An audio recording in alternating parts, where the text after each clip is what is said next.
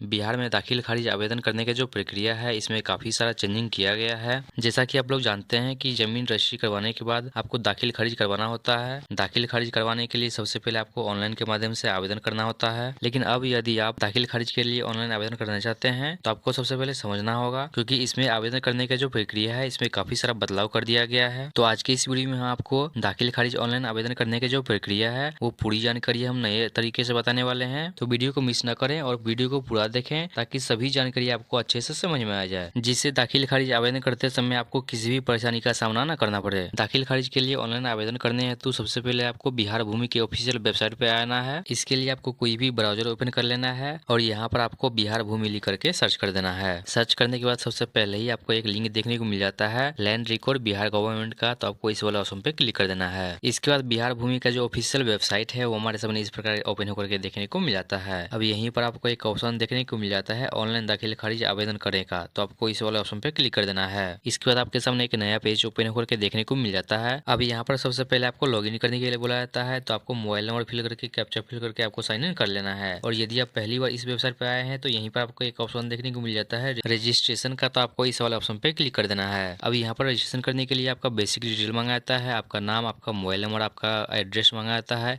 तो ये सभी डिटेल आपको यहाँ पे फिल कर देना है। सभी डिटेल फिल करने के बाद आपको रजिस्टर्ड नाम वाले ऑप्शन पे क्लिक कर देना है। तो आपके मोबाइल नंबर पे एक ओटीपी आता है, उस ओटीपी को यहाँ पे आपको फिल करके सबमिट कर लेना है। तो इस प्रकार आपका जो रजिस्ट्रेशन है वो सक्सेसफुली हो जाता है। अब दोबारा से आपको लॉगिन वाले पेज पे आना है। यहाँ पे सबसे पहले आपका जो मोबाइल नंबर है वो मांगाता है। जिस मोबाइल नंबर से आपने अपना रजिस्ट्रेशन किया था अभी, वही मोबाइल नंबर आपको यहाँ पे फिल कर देना है। मोबाइल नंबर फिल करने के बाद आपको कैप्चा फिल कर देना है। कैप्चा फिल करने के बाद आपको एक ऑप्शन देखने को मिल जाता है साइन इन का, तो आपको साइन इन वाला ऑप्शन पे क्लिक कर देना है। लॉगिन करने के बाद आपके सामने इस प्रकार का इंटरफेस देखने को मिल जाता है। अब यहीं पर सबसे पहले आपको एक ऑप्शन देखने को मिल जाता है दाखिल खारिज आवेदन करेगा, तो आपको इस वाले ऑप्शन पे क्लिक कर देना है। अब यहाँ पर आपका जो पर्सनल डिटेल है वो देखने को मिलता है, तो आपको स्क्रॉल करके नीचे आना है। यहाँ पर सबसे पहले आपके जिले का नाम पूछा जाता है कि आपका जो जमीन है वो किस जिले में आता है, तो यहाँ से आपको उस जिले का नाम सिलेक्ट कर लेना है। जिला सिलेक्ट करने के बाद अंचल पूछा जाता है, तो आपका जमीन जिस भी अंचल के अंदर आता है उस अंचल को आपको यहाँ से सिलेक्ट कर लेना है। इसके बाद आपको एक ऑप्शन देखने को मिल जाता है नया दाखिल खारिज आवेदन करेगा, तो आपको इस वाला ऑप्शन पे क्लिक कर देना है। इसके बाद आपका जो आवेदन फॉर्म है वो इस प्रकार ओपन होकर के देखने को मिल जाता है। अब यहाँ पर सबसे पहले आवेदन करने वाले आवेदक का प्रकार पूछा जाता है। यहाँ पर आपको 3 ऑप्शन देखने को मिलता है। तो यदि आवेदक खुद से अप्लाई कर रहे हैं तो आपको पहले नंबर वाले ऑप्शन को सिलेक्ट कर लेना है। यदि आप कोई साइबर कैफे वाले हैं यदि या कोई सेवा प्रदाता है तो आपको दूसरे वाले ऑप्शन को सिलेक्ट कर लेना है। और यदि आप कोई तृतीय पक्ष हैं तो आपको तीसरे नंबर को सिलेक्ट कर लेना है। इसके बाद यहाँ पर आवेदक का नाम पूछा जाता है, तो आवेदक का जो नाम होगा वो नाम आपको यहाँ पे फिल कर देना है। इसके बाद आवेदक के पिता या पति का नाम पूछा जाता है, तो उसके पिता या पति का जो नाम होगा वो नाम आपको यहाँ पे फिल कर देना है। इसके बाद आवेदक के साथ संबंध पूछा जाता है कि आवेदक के पिता है या पति है, तो उसकी जानकारी आपको यहाँ से सिलेक्ट कर लेना है। इसके बाद दाखिल खारिज का प्रकार पूछा जाता है, तो यहाँ से हम सेल और परचेज वाले ऑप्शन को सिलेक्ट कर लेते हैं। इसके बाद यहाँ पर आवेदक का ईमेल आईडी मांगा जाता है, तो यहाँ पे आपको ईमेल आईडी फिल कर देना है। उसके बाद आवेदक का जो मोबाइल नंबर है वो मोबाइल नंबर आपको यहाँ पे फिल कर देना है। इसके बाद स्क्रॉल करके नीचे आएंगे। अब यहाँ पर आपका जो प्रेजेंट एड्रेस वो मांगा जाता है, तो आपका विलेज का है वो आपको यहाँ पे फिल कर देना है। उसके बाद अपने जिला का नाम फिल कर देंगे। उसके बाद राज्य का नाम पूछा जाता है, तो यहाँ पे आपको अपने राज्य का नाम लिख देना है। उसके बाद पिन कोड मांगा जाता है, तो आपके एरिया का जो पिन कोड होगा वो आपको यहाँ पे फिल कर देना है। इसके बाद आपका परमानेंट एड्रेस पूछा जाता है, तो यदि आपका परमानेंट एड्रेस और आपका जो प्रेजेंट एड्रेस दोनों सेम है तो यहाँ पे आपको एक ऑप्शन देखने को मिल जाता है सेम एज प्रेजेंट, तो आपको इस वाला ऑप्शन को टिक कर देना है। इसके बाद आपको सेव एंड नेक्स्ट वाले ऑप्शन पे क्लिक कर देना है। इसके बाद आपके जमीन का जो डिटेल है वो मांगा जाता है, तो यहाँ से सबसे पहले आपको हल्का बताना है कि आपका जमीन किस हल्का के अंतर्गत आता है, तो यहाँ से आपको उस हल्का का नाम सेलेक्ट कर लेना है। उसके बाद यहाँ से आपको अपने मौजा का नाम सेलेक्ट कर लेना है। इसके बाद आपको click here to add plot detail वाला ऑप्शन पे क्लिक कर देना है। अब हमारे सामने एक नया पेज ओपन करके आया जाता है। अब यहाँ पर पूछा जाता है कि क्या विक्रेता स्वयं जमींदार है, तो यहाँ से आपको यस वाला ऑप्शन को सिलेक्ट कर लेना है। उसके बाद भाग पृष्ठ पूछा जाता है, तो आपको इस वाला ऑप्शन को टिक कर देना है। अब आप जिस जमीन का दाखिल खारिज करवाना चाहते हैं उस जमीन का जो भाग वर्तमान होगा वो आपको यहाँ पे फिल कर देना है और जो पृष्ठ संख्या होगा वो आपको यहाँ पे फिल कर देना है। इसके बाद आपको एक ऑप्शन देखने को मिल जाता है सर्च का, तो आपको सर्च वाले ऑप्शन पे क्लिक कर देना है। इसके बाद उस भाग वर्तमान और पृष्ठ संख्या के अंतर्गत जितना भी खाता और खसरा नंबर होगा सभी का डिटेल आपको इस प्रकार देखने को मिल जाता है। साथ ही ये जमीन किसके नाम से है उसका भी नाम आपको यहाँ पे देखने को मिल जाता है। हालांकि अभी जो नाम दिख रहा है उसको मैंने हाइड कर दिया हुआ है, लेकिन जब आप इस प्रकार सर्च करते हैं तो आपको इस जमीन का मालिक का नाम देखने को मिल जाता है। अब यहाँ से आपको ध्यान देना है कि आपने किस खाता और खसरा नंबर के अंतर्गत कितना जमीन खरीदा हुआ है, तो यहाँ से आपको उस नंबर को सिलेक्ट कर लेना है। जैसा कि हम अभी किसी एक जमीन को सेलेक्ट कर लेते हैं। इसके बाद सबसे पहले एकड़ में पूछा जाता है कि आपने कितना एकड़ जमीन खरीदा हुआ है, तो यहाँ पे आपको उसकी जानकारी दे देना है, नहीं तो आपको यहाँ पे 0 फिल कर देना है। इसके बाद डिसिमिल में पूछा जाता है कि आपने कितना डिसिमिल जमीन खरीदा हुआ है, तो यहाँ से आपको उसकी जानकारी आपको यहाँ पे फिल कर देना है। इसके बाद चौहद्दी मांगा जाता है,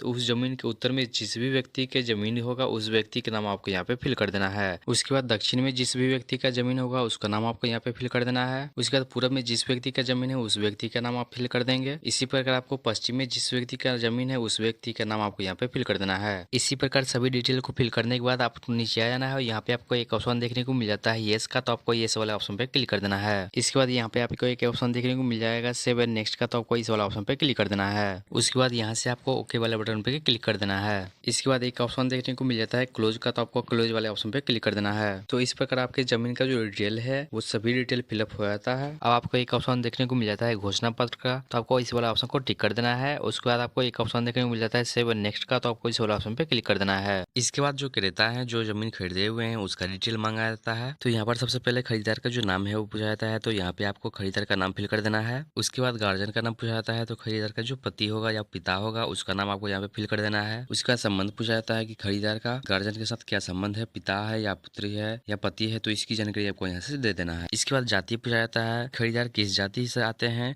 तो जब आप यहाँ पे क्लिक करते हैं तो यहाँ पे सभी जाति का नाम देखने को मिल जाता है, तो खरीदार जिस भी जाति से आता है उस जाति का नाम आपको यहाँ से सेलेक्ट कर लेना है। इसके बाद यहाँ पे जेंडर पूछा जाता है कि खरीदार पुरुष है या महिला है, तो इसकी जानकारी आपको यहाँ से सेलेक्ट कर लेना है। इसके बाद मोबाइल नंबर मांगा जाता है, तो यहाँ पे आपको ध्यान देना है कि अभी तक का जो चालू मोबाइल नंबर होगा वही मोबाइल नंबर आपको यहाँ पे फिल करना है। इसके बाद एड्रेस पूछा जाता है, तो खरीदार का जो एड्रेस होगा वो आपको यहाँ पे फिल कर देना है। इसके बाद आधार नंबर मांगा जाता है, तो खरीदार का जो आधार नंबर होगा वो आपको यहाँ पे फिल कर देना है। तो इस प्रकार खरीदार का जो डिटेल है आपको यहाँ पे फिल कर देना है। और यदि खरीदार 2 या 2 से अधिक है तो यहीं पर आपको एक ऑप्शन देखने को मिल जाता है एड न्यू रो का, तो आपको इस वाला ऑप्शन पे क्लिक करके नया रो ला लेना है।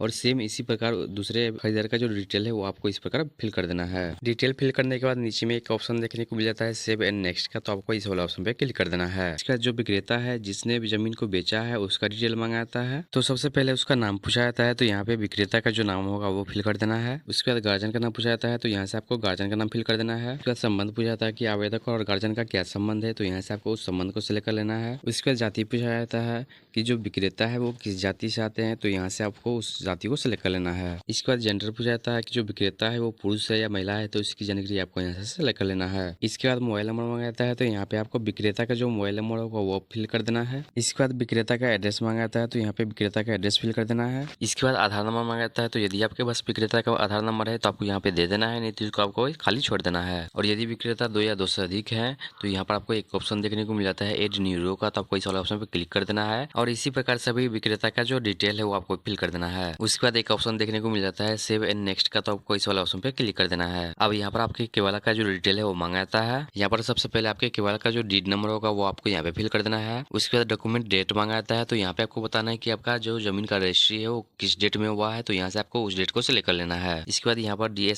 एसआरओ का नाम पूछा जाता है, तो आपको बताना है कि आपके जमीन का जो रजिस्ट्री है वो कहाँ पर हुआ है, तो यहाँ से आपको उसका नाम सिलेक्ट कर लेना है। इसका डॉक्यूमेंट अपलोड करने के लिए बोला जाता है, तो आपको अपने केवाला का जो हर एक पेज है उसको आपको पीडीएफ में कन्वर्ट कर लेना है और यहाँ पर चूज फाइल पे क्लिक करके अपलोड कर देना है। साथ ही आपको ध्यान देना है कि आपके पीडीएफ का जो साइज है वो 1 MB से अधिक नहीं होना चाहिए। इसके बाद यहाँ पर बोला जाता है कि यदि आप जमीन रजिस्ट्री के 90 दिन के बाद दाखिल खारिज के लिए ऑनलाइन आवेदन कर रहे हैं तो आपको लेट क्यों हुआ है, तो उसका रीजन आपको यहाँ पे बता देना है। इसके बाद आपके पास दरकेवाला है तो उसकी जानकारी देंगे और नहीं तो आपको स्क्रॉल करके नीचे आना है और यहाँ पर आपको सेव एंड नेक्स्ट वाले ऑप्शन पे क्लिक कर देना है। तो इस प्रकार आपका जो डॉक्यूमेंट है वो अपलोड हो जाता है। अब स्क्रॉल करके नीचे आना है और यहाँ पे आपको एक ऑप्शन देखने को मिल जाता है वेरीफाई मोबाइल का, तो आपको इस वाला ऑप्शन पे क्लिक कर देना है। इसके बाद खरीदार का जो डिटेल है वो इस प्रकार देखने को मिल जाता है। यहाँ पे मैंने कई सारा जो डिटेल है वो मैंने हाइड कर दिया है। अब यहाँ पर आपको एक ऑप्शन देखने को मिल जाता है गेट ओटीपी का, तो आपको इस वाला ऑप्शन पे क्लिक कर देना है। इसके बाद खरीदार के मोबाइल नंबर पे एक ओटीपी आता है, तो उस ओटीपी को आपको यहाँ पे फिल कर देना है। ओटीपी फिल करने के बाद आपको कन्फर्म वाले ऑप्शन पे क्लिक कर देना है। तो इस प्रकार आपका जो ओटीपी है वो वेरीफाई हो जाता है। ओटीपी वेरीफाई हो जाने के बाद आपको इस प्रकार डिटेल देखने को मिल जाता है। इसके बाद यहीं पर आपको एक ऑप्शन देखने को मिल जाता है प्रीव्यू एंड सबमिट का, तो आपको इस वाले ऑप्शन पे क्लिक कर देना है। इसके बाद आपने जो भी डिटेल फिल किया हुआ है सभी डिटेल यहाँ पे आपको देखने को मिल जाता है, तो यहाँ से आपको सभी डिटेल को अच्छे से मिला लेना है। इसके बाद स्क्रॉल करके नीचे आएंगे और नीचे आएंगे तो यहाँ पे आपको एक ऑप्शन देखने को मिल जाता है घोषणा पत्र का, तो आपको इस वाले ऑप्शन पे टिक कर देना है। टिक करने के बाद आपको फाइनल सबमिट वाले ऑप्शन पे क्लिक कर देना है। इसके बाद दोबारा से खरीदार के मोबाइल नंबर पे एक ओटीपी भेजा जाता है,